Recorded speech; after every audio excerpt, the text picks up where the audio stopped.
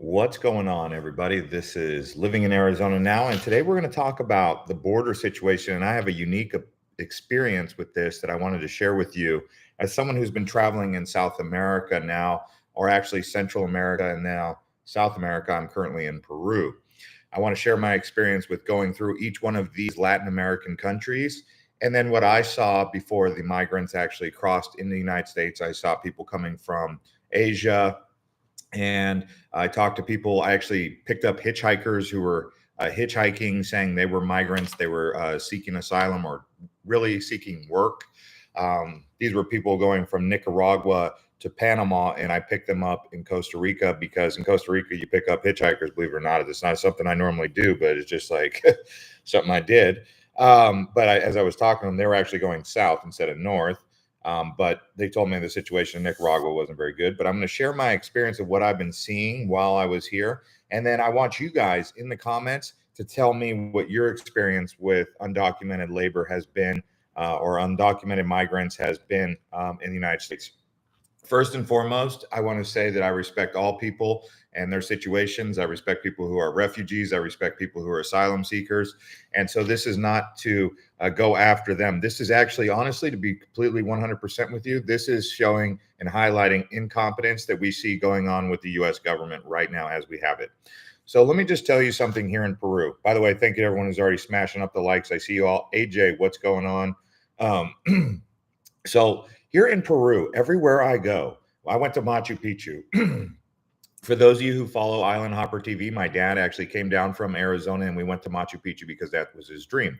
Well, every time in Machu Picchu, whether I got on a train, I needed to show a passport. Okay, this is above and beyond going through immigration. So when you enter into Peru, obviously you have to show a passport. But then when you check into a hotel, you always have to present a passport. When you get on the train or a bus, you have to present a passport. When you actually go to Machu Picchu, they ask for your passport at the gate to get into Machu Picchu. They're like overdoing immigration, right? And so for me to see this in every country in Latin America enforcing incredibly strict immigration laws, like it's like you would think that like people are like, I don't know. I mean, I don't know if you should treat tourists like this. I mean, even in Europe, they're not so strict about presenting passports or documentation.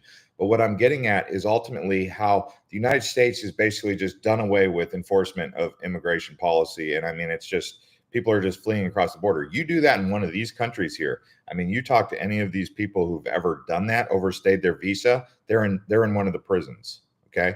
Like it's not a good situation. You don't want to overstay your visa. You don't want to end up in a situation where you have problems with immigration, stuff like that. So what I'm basically saying is our country, United States, we have millions of people pouring across the border illegally. Over here in these countries in Central South America, you have a big penalty for doing such an action. And I'm telling you this as someone who does it. I mean, I go through the immigration lines and let's see, since I've been down here, I've been to Peru, Ecuador. By the way, I'll get to Ecuador. Ecuador is actually a big hub for arrival for people from China because they don't have a visa for Ecuador. And I saw a lot of Chinese people there who are actually going to make the trek up. I went to Panama, which is one of the places where the Darien Strait is, or Darien Forest, which is a hard area to get through. I went to Costa Rica, Belize, and Mexico. Okay, so I've got a lot of experience of what's going on south of the border because I've been seeing things. I mean, it's not always so apparent who's who because, they don't like have an identifying mark on their head that says, hey, I'm going to be entering in the United States illegally, but it is what you see, right? All I'm telling you is that here in these countries, they're very strict on immigration and everything like that. Now, I want to give you guys a little bit of information. I don't know if you know this or not, but in Arizona, there's 6 ports of entry. Okay, so the 6 places the main places where people enter, number 1 is going to be for legal, which is actually in Nogales. I don't know if you know this or not, but Nogales is the number 1 place in Arizona. Now, the interesting thing about Nogales is because Nogales is one of the largest immigration ports, here's the big thing. Do you know what city in the United States or what state has the most undocumented migrants crossing in? And what city has arrested the most undocumented immigrants? As of January 2024, Going once, going twice. Does anyone want to try and answer this? Because you're going to be surprised when you hear this answer. Some of you guys might think it's Texas, and I'm going to tell you it's not. Some of you might think it's Tijuana or well into San Diego. I'm going to tell you it's not. Does anyone want to take a guess? I'm waiting. I'm waiting. I'm waiting. All right, you guessed it. It's Tucson. So Tucson has the highest number of arrests in all of the country for illegal border entries. If you wanted to look up the stat, as of January 2024, the highest number of illegal crossings from Mexico with 80,185 arrests.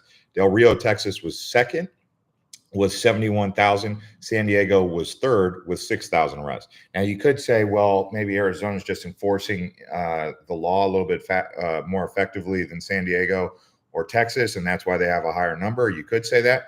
But either way, we're talking people coming in the millions. You know what the number one demographic is for where those people are coming from? I'll let you guys guess that again. Does anyone want to take a good guess here? I'm waiting for you guys to make some guesses. Apparently, people don't like Jeopardy.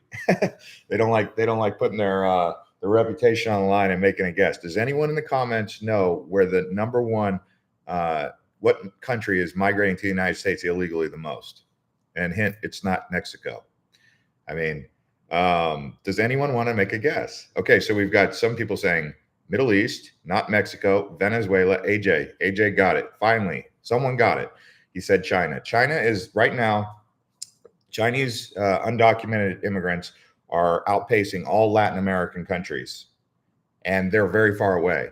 Now, when the people from China are coming into the United States illegally, you know, there's people who are worried. They're saying, well, it's like an invasion. I mean, you know, China has 1.5 billion people. I'm not sure if it's 1.3 or 1.5. I've seen different numbers. I mean, it's obviously a 200 million person difference, but the numbers change. I mean, I don't even know if they know how many people there was. I was surprised people were saying Venezuela, Middle East, but no, it's not. It's China.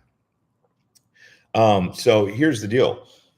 So a lot of the people coming from China, and I've been to China, I've been to, well, recently I went to Hong Kong and Macau. Before I've been to Shanghai, I've been to the Pearl River Valley, which is Guangdong, Guangzhou, Shenzhen, all that. But the people that are coming, when they're asked why they're coming here, they're saying that the factory jobs, the jobs are not very good. And at first, it was just a bunch of men. There was no women really coming over the border. I mean, there might have been some women. I mean, maybe like 10%, 20%. And by the way, this is nothing against Chinese people. I'm not trying to, you know, say anything against people. What I'm saying is that we have a problem at the border, and people from as far away as China, from India, from Venezuela are pouring into the border. Everyone thinks, oh, it's just a bunch of people from Mexico. No, it's not. And so I'm saying that, can you believe this is going on? Can you believe the incompetence at the federal level?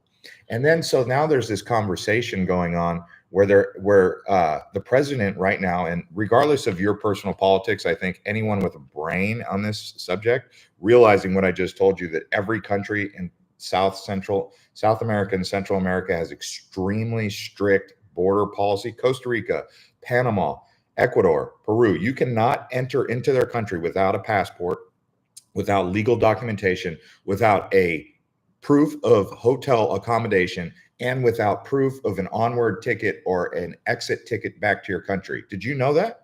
That's how strict they are. They have extremely strict policy. Even if you go to Brazil right now, you can't really go into Brazil because it's so strict. If, as an American, you have to provide bank statements, all of this stuff. And then you go back in the situation, you realize how many people are just crossing the border, just walking across the border into this country with no documentation. We don't even know who they are. Not saying they're all bad, because there's a lot of good people that are coming over that are just trying to work, like honest, hardworking people. But inside of that group, as a large demographic, we have people who are not, you know, going to be superstars in this country. That are, you know, getting kicked out of their own country. For example, here in Latin America, a lot of people who are affluent, have money, they are well-to-do, or they're doctors, educated, very well educated. They stay here. They don't leave. So the people that leave are the people who are like kind of like exiled out of the society. They don't fit into the society, so they're just flooding into the United States. It's not like we're getting the doctors, the scientists, the engineers of these communities or of these societies. Does that make sense? And look, I mean, these people, just because they work maybe as a farmer, that's a really honest day's worth of work. Construction, also a really honest day's worth of work. But it's quite unique to see what's happening at the border. I mean, if you watch any of these videos on YouTube, I just watched a couple of them. I mean, they see armed guards, armed border patrol, and they get out of the car and they just run right through the holes in the wall. Now, the first thing I think is, I remember the previous administration was trying to secure that border. When this new administration had come into office, one of the very first things they made a point of doing was what? Does anyone remember the executive order that immediately stopped the construction of securing the wall? Does anyone remember that? No? I mean, I don't know. It's gotten pretty crazy. How do those people find the job without documents? That's a good question. I don't know. And Lester, what's going on? What happened? Did we say something that upset you? Lester said he's done. He doesn't want to watch the show anymore because he's gonna unsubscribe, because we're having a discussion about border security. Well, for me, when I'm going through Peru, for example, and I'm showing my passport just to get on a bus, just to go into Machu Picchu, just to do all this, I'm thinking, okay, I'll do it, of course. I mean, but it's inconvenient because I'm going to frame my passport, I'm going to damage it. It's kind of overkill in my opinion, because I wouldn't be able to be in the country if I didn't legally arrive, but I'll do it. The point is that to compare how this country and our country is handling that situation is just bizarre. Let's see here. Walls are also meant to keep people in. There's a that could be a point. Yeah. And I think I hadn't really thought about that. SMH says, I'm writing you from Spain with Mexican daughter, and we don't want people illegally entering the US. Actually, no, most people in Latin America are surprised. Like, I've talked to people. I mean, I obviously love Latin American culture. I mean, I wouldn't be down here hanging out if I didn't love it, right? I mean, why would I come down to a place if I didn't love it? So it has nothing to, I even go to Asia, I go to China. I love Chinese food. I love the culture over there. What the problem is people who are undocumented, who are in the country, we don't know what's going on. I mean, I've been to 79 countries. If I was, small-minded or anything like that, I realize I'm traveling myself. So it's not about targeting any individual group. It's about, again, what the heck is going on with our enforcement of security at the border. And at some point in time, you have to ask, how is this happening? Immigration to any nation is a privilege, not a right. That's right, Lester. Even in Mexico right now, if I wanted to become a resident of Mexico, I have to go through a very strict process legally. And if I don't do it legally in Mexico, for example, or for Peru, I mean, here in Peru, I think you get 183 days now, but it might be 90 days. But if you overstay that, big trouble. Okay. So it's not easy to get an extension here if you wanted to stay longer. So, and the biggest thing is, there's a lot of people who are coming legally into the United States. There's queues, there's long lines. I mean, I know people from the Philippines who really want to come to the United States, and they're great people, they're great workers, and they would make great citizens in our country, doing a lot of good things. And, they're being denied, turned around at the airport. Like, I've met people who flew to the United States, got turned around at the airport. But yet at the southern border, we just have people just flooding across. And then, and then if you talk about it, apparently you're the bad guy, right? Which doesn't make sense. 100% migrants are essential to farming. Absolutely. We've had that conversation before. I mean, a lot of the jobs that Americans won't do, a lot of these migrants are doing.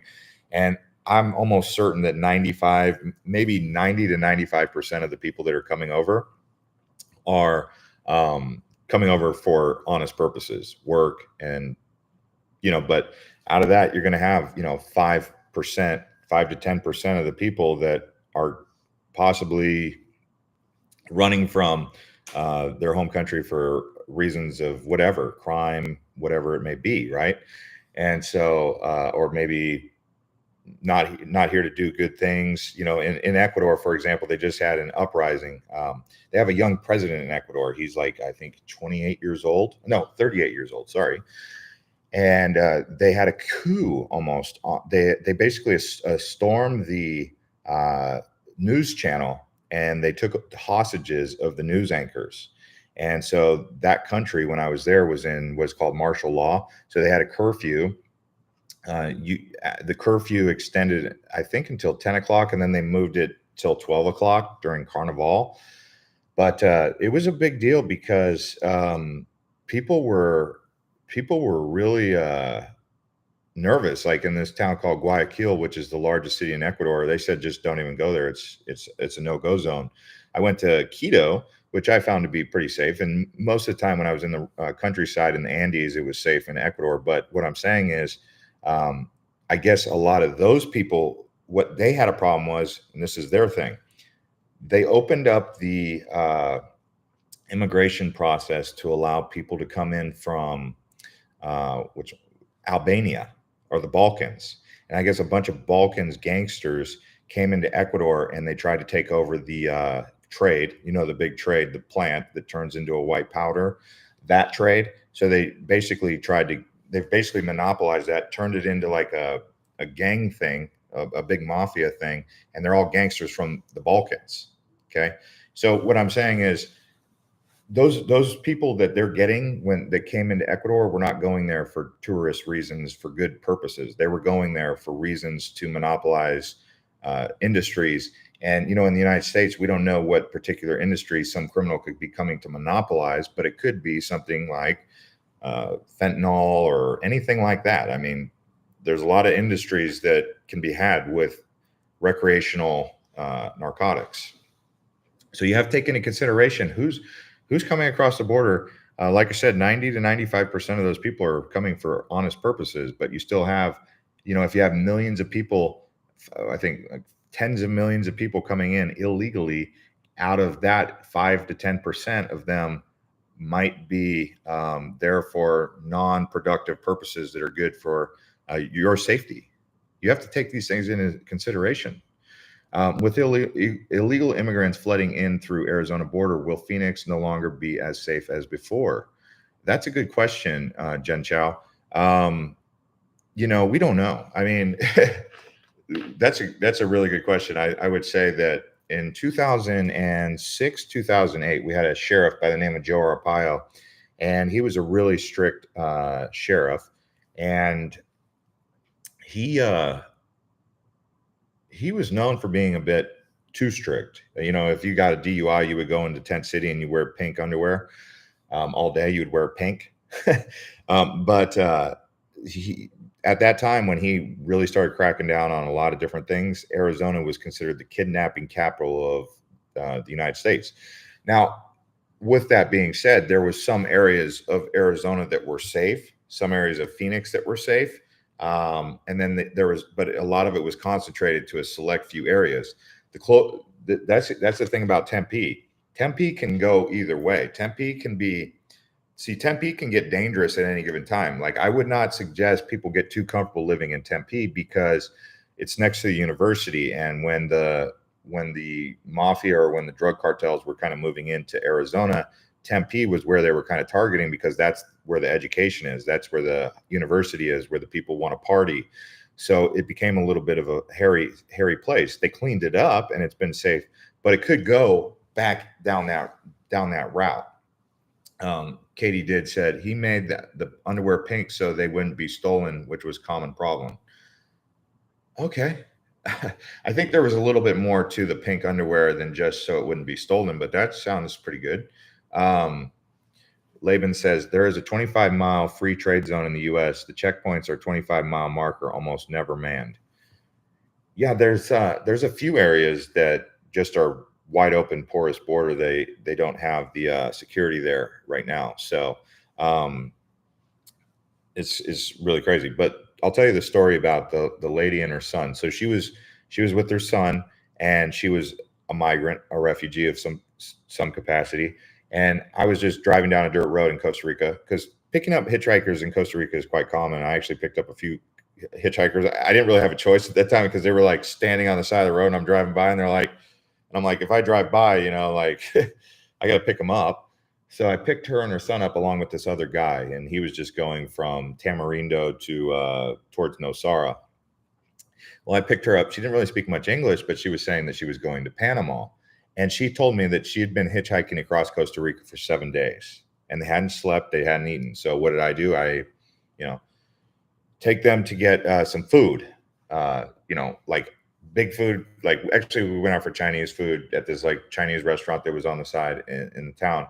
And thankfully there was like they gave like a big plate so she could put it into her box and then they could eat it later too. So it could have like breakfast or lunch and dinner or whatever. Her son was actually, I believe, mentally challenged, and so it was just her and her son, and they were going to Panama. So it's happening in a lot of places, not just the U.S. Like where that's probably why Peru's so strict with their immigration, because even here they have a lot of like people from Venezuela, people from Colombia who are migrating here. So there's refugees happening all across the Americas, and it could even be said that it's happening all across the world. But really, here in the Americas, there's people just kind of going where the horizons are greener. Nitro Hank Tours America says, I miss Joe more than I thought I would. Joe ran for mayor in Fountain Hills and unfortunately lost. I'm not going to sit here and say that I was the biggest fan of Joe Arpaio. I thought he was a bit strict, a little bit too much. But then again, sometimes when things get out of hand, you need that disciplinarian. You need a good cop and a bad cop, right? Or in the Navy, we would always have like the commanding officer was one was a nice one, and the other one was like the disciplinarian, and then they would switch roles, but you never had two disciplinarians or two nice cops, two nice commanding officers. So that was something that I considered. Does Phoenix or Tucson have more migrants? Well, so a lot of the migrants are just coming through the United States, or into the United States through Arizona, Texas, California, and then they're going to places like Chicago, New York, or sanctuary cities where there's more work for them. Arizona's got a lot of people already come across the border and working, so jobs might not be as in demand. Although Arizona does get a high demand for work when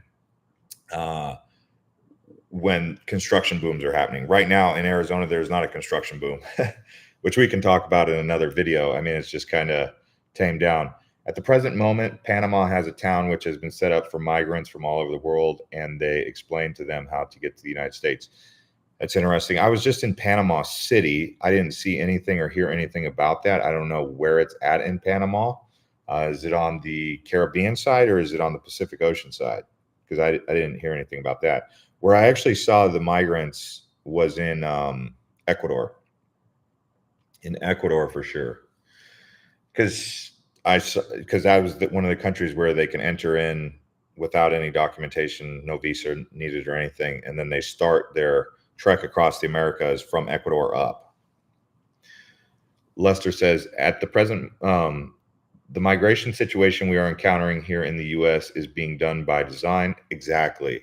Now that's another thing that we have to consider. There's so much going on that appears to be done by design, and people are just like, what is going on? Like, who is the government working for at this point? Sorry. I mean, it's really gotten to that point. I mean, I don't think I know anyone who trusts the government right now. I don't think I know anyone in the United States who trusts their government. Do you guys know anyone in the United States who trusts the government? Let me ask this. Do any of you guys trust the government? I want to. More than anything, I want to trust them. I want to be like, yeah, I trust them. I trust them. Like, do any of you right now trust them? And, if of course, there's going to be these people who are going to be in the comments who are going to say, oh, conspiracy theorists and this and that. No, I mean, I literally, even on both sides of the spectrum, left and right, I don't think I know anyone who really trusts the government right now. Cheryl said, intentionally. Schmoxequences says, I've been paying taxes for 35 years and have yet to see one single benefit.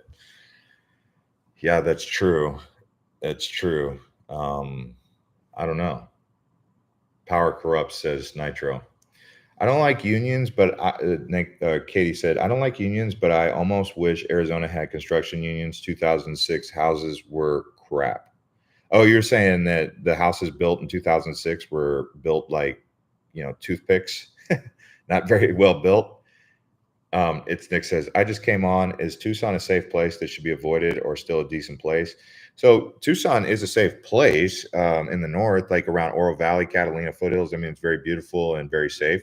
But South Tucson, there's, again, it's certain areas where the money is used to kind of create like walls without borders, right? I mean, it's people just don't go where it's more expensive. So they stay in areas where, they have cheap food, cheap accommodation, cheap transportation. So that gets concentrated to certain areas, like in Phoenix, for example, South Central Phoenix going towards the west. It's all cheap, it's all very affordable, and it's also considered more dangerous than Southeast or far west north areas. Schmotzquence says Marana is up and coming. Can we trust him? Our president. Oh, yeah. Yeah, so we'll see. Anyways, guys, I just wanted to come on here and see what your guys' thoughts were. And yeah, so we'll leave it at that. And I can do more of these if you guys want. Thanks to everyone who smashed up the likes. And I'll see you guys on the next one.